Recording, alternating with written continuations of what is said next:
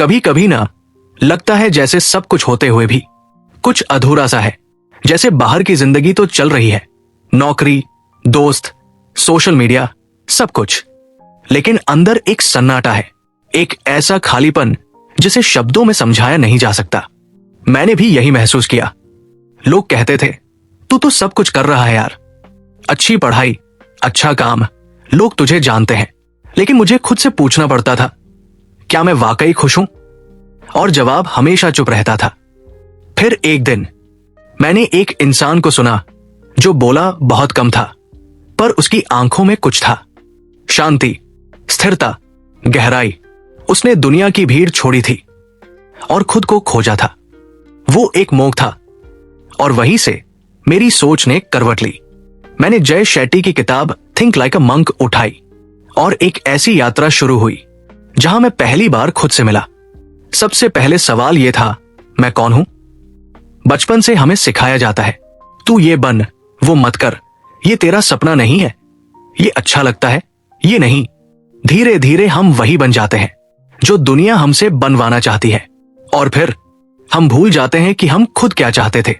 जय शेट्टी कहते हैं, हमारे भीतर दो आवाजें होती है, एक दुनिया की आवाज जो कहती है सबसे आगे बढ़ो, दिखाओ, साबित करो, और एक अपनी अंदर की आवाज जो बहुत धीमी होती है लेकिन सच्ची होती है। मैंने उस दिन खुद से पूछा, जो मैं कर रहा हूं, क्या वो सच में मेरा अपना सपना है? और उस सवाल ने मुझे झकझोर दिया। तब समझ आया, खुद को जानने के लिए पहले दूसरों की आवाजों को छोड़ना होगा। जय कहते हैं, जब तक हम अपनी पहचान दुनिया की नजरों से तय करते हैं, तब तक हम कभी खुद को नहीं जान पाएंगे। सोचो, आप इंस्टाग्राम पर अपनी फोटो डालते हो, 500 लाइक्स मिलते हैं, आप खुश, 50 मिलते हैं, आप बेचैन। मतलब आपकी खुशी किसी और के टच पर टिकी है। क्या यही जीवन है? और फिर आता है दूसरा पहलू, नकारात्मकता। जय कहते हैं, हमारी सोच हमारे चारों ओर के वातावरण से बनती है। अब सोचो, अगर आप हर दिन न्यूज में सिर्फ डर, गुस्सा, राजनीति, अपराध देखते हो, तो आपका मन कैसा बनेगा?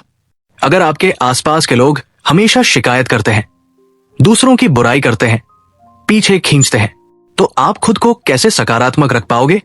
मैंने खुद महसूस किया था। कुछ दोस्त थे जिनसे मिलकर हमेशा भारीपन लगता था, जैसे उनकी बातें सिर के भीतर जहर घोल देती हों। जय ने सिखाया, अपने दिमाग की सफाई उतनी ही जरूरी है जितनी अपने कमरे की। हर हफ्ते फोन से दूर एक दिन बिताओ, हर दिन सुबह 10 मिनट चुपचाप बैठो, हर महीने एक बार अकेले खुद के साथ चलो।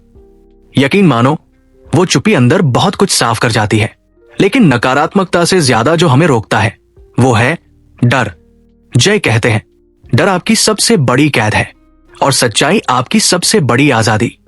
मुझे याद है, एक बार एक नया काम शुरू करने का मौका मिला था, लेकिन मैंने मना कर दिया क्योंकि अंदर डर था, अगर असफल हो गया तो। पर असल में डरने से कुछ नहीं बचा, बल्कि अफसोस और बढ़ गया। जय सिखाते हैं, डर को जीतने का एक ही तरीका है, उसे नाम दो, समझो और हर दिन थोड़ा थोड़ा सामना करो। डर से भागने से वो बढ़ता है, सामना करने से वो सिमटता है। और अब आता है सबसे छुपा हुआ जाल, हमारा अहंकार। जय कहते हैं, ईगो कहता है, मैं सब जानता हूं, मैं सही हूं। पर आत्मा कहती है, मैं सीखना चाहता हूं, मैं और बेहतर बनना चाहता हूं। हम सबके भीतर ईगो होता है, वो जो तारीफ चाहता है, सम्मान चाहता है, दिखाना चाहता है। लेकिन ये ईगो ही होता है जो हमें सबसे दूर कर देता है, खुद से और दूसरों से भी। जय ने मुझे सिखाया, मौन सबसे बड़ा हथियार है। जब कोई बहस करे तो शांत रहो, जब कोई तुम्हें नीचा दिखाए तो मुस्कुराओ, जब सफलता मिले तो गर्व नहीं, कृतज्ञता महसूस करो। क्योंकि ईगो तुम्हें ऊपर उठाता नहीं, वो तुम्हें धीरे धीरे तोड़ता है। इस पहले भाग का सार यही है, खुद को समझना है तो दुनिया की आवाजें धीमी करनी होंगी। अपने भीतर की आवाज को सुनो, नकारात्मकता को पहचानो और उससे दूर हो जाओ। डर से लड़ो छोटे छोटे कदमों से, ईगो को छोड़ो और विनम्रता को अपनाओ। यही है सोच को मुंह की तरह बनाने की पहली सीढ़ी। आगे हम बढ़ेंगे दूसरे हिस्से में, जहां बात होगी जीवन के उद्देश्य की, अनुशासन की ध्यान की। लेकिन उससे पहले एक पल ठहर कर खुद से ये पूछो, क्या मैं वो जिंदगी जी रहा हूं जो सच में मेरी है? अगर जवाब नहीं है तो चलिए अगला कदम उठाते हैं। अब बारी है उस हल्की सी सच्चाई को एक दिशा देने की, मतलब जिंदगी का उद्देश्य समझने की। कभी सोचा है कितनी बार हम खुद से पूछते हैं कि मुझे करना क्या है? नौकरी मिल गई, पैसे आ गए, घूमना फिरना भी कर लिया, फिर भी अंदर कहीं खालीपन रह जाता है। मैंने खुद ये महसूस किया है। सुबह उठकर ऐसा लगता था कि सब कुछ है, पर फिर भी कोई जोश नहीं, कोई ऊर्जा नहीं। तब जय की ये बात सीधी दिल में उतर गई। सिर्फ सफल होना ही काफी नहीं होता, जीवन में अर्थ होना जरूरी होता है। और अर्थ कहां से आता है? जब आप अपने उद्देश्य को पहचान लेते हो। शुरुआत होती है मन की दिशा से। जय कहते हैं हमारा दिमाग दो तरह से काम करता है, या तो बिखरा हुआ होता है जो हर चीज में उलझा रहता है, या एकाग्र होता है जो उसी चीज पर ध्यान देता है जो जरूरी है। अब यह तय हमें करना है कि हम किस दिशा में जाना चाहते हैं। मुझे याद है मैं एक समय ऐसा था कि दिन भर फोन, मैसेज, इंस्टाग्राम, यूट्यूब हर जगह बिखरा रहता था। शाम तक थक जाता था लेकिन कुछ खास नहीं होता था। तब जय ने एक तरीका बताया। हर सुबह उठते ही ये सवाल पूछो, आज मैं अपने मन को किस दिशा में लगाऊंगा? ये सवाल छोटा लगता है, पर जब आप रोज पूछते हैं ना, तो धीरे धीरे मन एक जगह टिकने लगता है। ध्यान सिर्फ आंखें बंद करना नहीं, मन से साफ देखना है। जय कहते हैं ध्यान कोई धार्मिक चीज नहीं है, ये तो दिमाग का व्यायाम है। हम रोजाना अपने शरीर को कसरत कराते हैं, पर दिमाग उसका कब ख्याल रखते हैं? मुझे भी शुरू में ध्यान बेकार लगता था। क्या होगा इससे? टाइम खराब ही है। पर जब मैंने सच में किया, मतलब बैठकर सिर्फ खुद की सांसों पर ध्यान दिया, तो पहली बार एहसास हुआ कि मेरे भीतर कितनी चुपी है और कितनी उथल पुथल भी।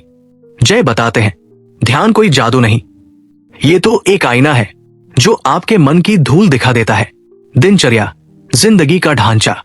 जय कहते हैं अगर आप हर सुबह बिना उद्देश्य के उठते हैं तो आपकी जिंदगी भी बिना दिशा के बहती रहेगी। मैंने ये बात सीधा महसूस किया।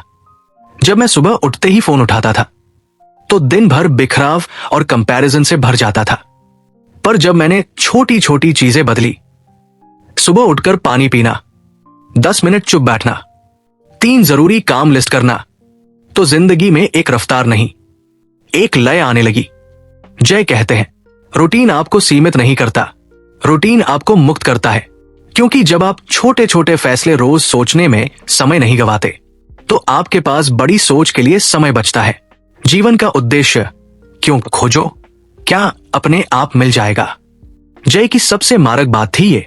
लोग पूछते हैं मुझे क्या करना चाहिए, लेकिन असली सवाल यह होना चाहिए मुझे क्यों करना है। अगर आपको अपनी मेहनत का कारण नहीं पता तो आप जल्दी थक जाओगे, पर अगर वजह साफ है तो रास्ता कितना भी लंबा हो आप चलते रहोगे। मैंने इस पर बहुत सोचा और फिर मैंने खुद से एक सवाल पूछा, अगर पैसे की कोई चिंता नहीं होती और कोई तुम्हें जज नहीं करता तो तुम क्या करना चाहते? इस सवाल ने जैसे पर्दा हटा दिया।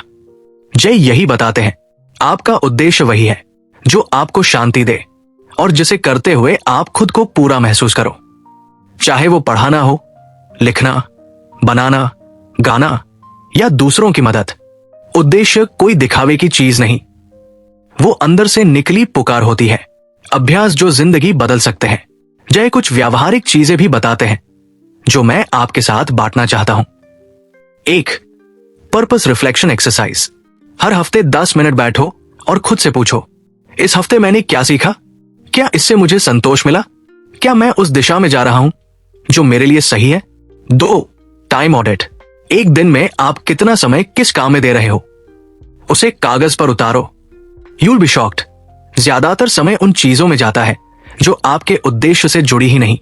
3. Service as purpose. जय कहते हैं असली उद्देश्य वो होता है जो केवल आपको नहीं, किसी और को भी ऊपर उठाता है। अगर आपका काम, आपकी सोच, आपकी उपस्थिति किसी और की मदद कर रही है तो आप सही रास्ते पर हैं। इस भाग का सार, हम सब इस धरती पर किसी मकसद से आए हैं, लेकिन अक्सर उस मकसद को शोर, डर और कंपैरिजन के पीछे खो देते हैं।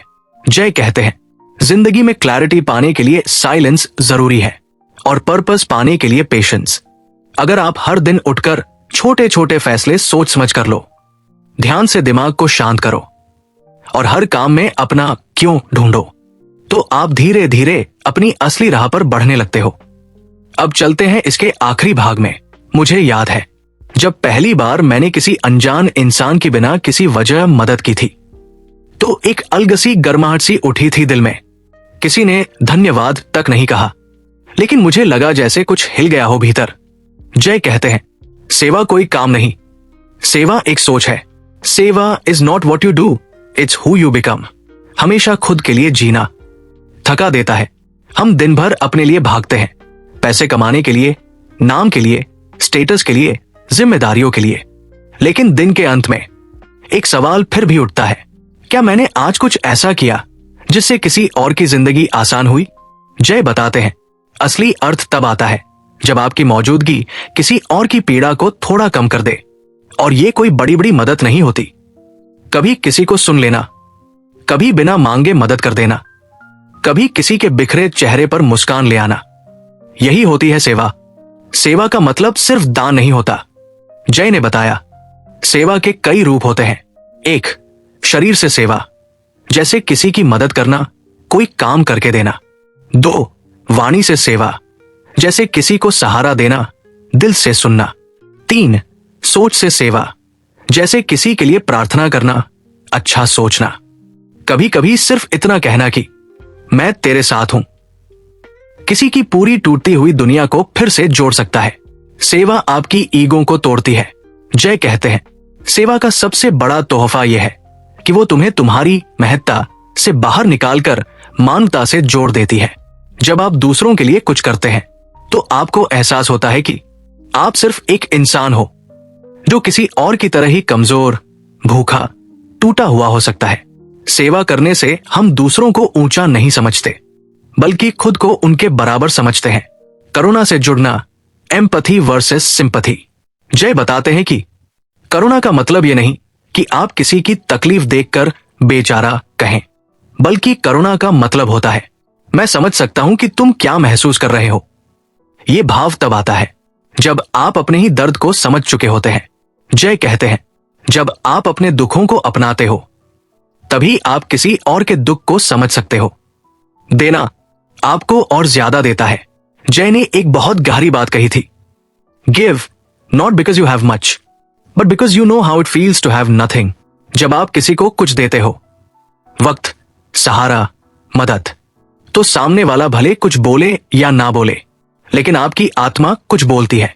आज तुम इंसानियत से जुड़ गए, और वो जुड़ाव किसी बड़े पद, बड़ी सैलरी, बड़ी गाड़ी से कहीं ज्यादा कीमती होता है। आत्मा की सबसे गहरी शांति सेवा में है। जय कहते हैं, जब आप दिन का कोई हिस्सा सिर्फ दूसरों के लिए जीते हो, तो आपका अपना जीवन भी हल्का, सुंदर और संतुलित हो जाता है। सेवा करने से रिश्ते गहरे होते हैं, आपका दृष्टिकोण बदलता है और आप भीतर से भरने लगते हो। क्योंकि जब तक हम सिर्फ खुद को भरने में लगे रहेंगे, तब तक कभी पूरे नहीं हो पाएंगे। लेकिन जब हम किसी और को भरने लगते हैं, तभी हमारी आत्मा खुद ही भरने लगती है। तीनों भागों का सार, become a monk with in. एक, लेट गो खुद को, अपने डर, पहचान और अहंकार से आजाद करो। दो, ग्रो, उद्देश्य खोजो, ध्यान और अनुशासन से खुद को रोज निखारो। तीन, गिव, जो पाया है उसे लौटाओ, दूसरों के जीवन में रोशनी बनो। जय की ये किताब आपको सिर्फ सोचने पर मजबूर नहीं करती, ये आपको जीने का एक नया नजरिया देती है। अब अंत में एक छोटी सी बात, अगर आप यहां तक पहुंचे हैं तो शायद आप भी बदलना चाहते हैं, कुछ गहराई से समझना चाहते हैं। तो मेरी आपसे यही गुजारिश है, अगर आपको इन शब्दों में सच्चाई, अपनापन और उद्देश्य दिखा हो, तो इस वीडियो को सिर्फ सुनकर मत रहिए, चैनल को सब्सक्राइब कर लीजिए, ताकि हर हफ्ते एक नई किताब, एक नई सोच और एक नई रोशनी आप तक सबसे पहले पहुंचे। इस वीडियो को किसी एक ऐसे इंसान तक जरूर भेजिए जिसे आज थोड़ा सुकून, थोड़ा समझ और थोड़ा सहारा चाहिए। और याद रखिए, आपको किसी और से बेहतर बनने की जरूरत नहीं, बस हर दिन खुद के कल से थोड़ा बेहतर बनते जाइए। फिर मिलेंगे अगली किताब में, जहां सोच और आत्मा दोनों को एक नई दिशा मिलेगी। तब तक के लिए खुद से प्यार कीजिए और दूसरों को भी।